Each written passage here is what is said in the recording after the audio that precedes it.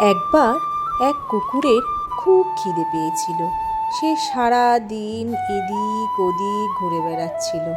সে কোনো খাবারই পাচ্ছিল না।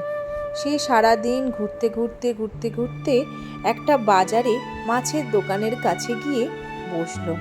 সেখানেও চুপচাপ বসে রইল, কেউ কিছু খেতে দিল না।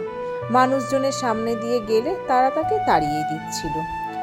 শেষে সে একটা মাংসের দোকানের সামনে গেল। মাংসওয়ালা খানিকক্ষণ দেখার পরে তাকে একটা মাংসর টুকরো দিল। সেটা সে ভীষণ আনন্দ সহকারে খাচ্ছিল। ঠিক এমন সময় একটা কাক উড়ে সেই কুকুরের সামনে এলো। সে সেই কুকুরটাকে সমানে বিরক্ত করতে লাগছিল। সে বিরক্ত করা দেখে সেই কুকুরটা তখন কাককে বলল, বন্ধু কাক, তুমি এখন এখান থেকে যাও, আমি খেয়ে নিই, আমি পরে তোমার সাথে কথা বলবো। কুকুরটা যেই না কাকের সাথে কথা বলেছে, অমনি পাশ থেকে একটা ছোট কুকুর এসে সেই কুকুরের মাংসের টুকরোটা সবটা খেয়ে চলে গেল।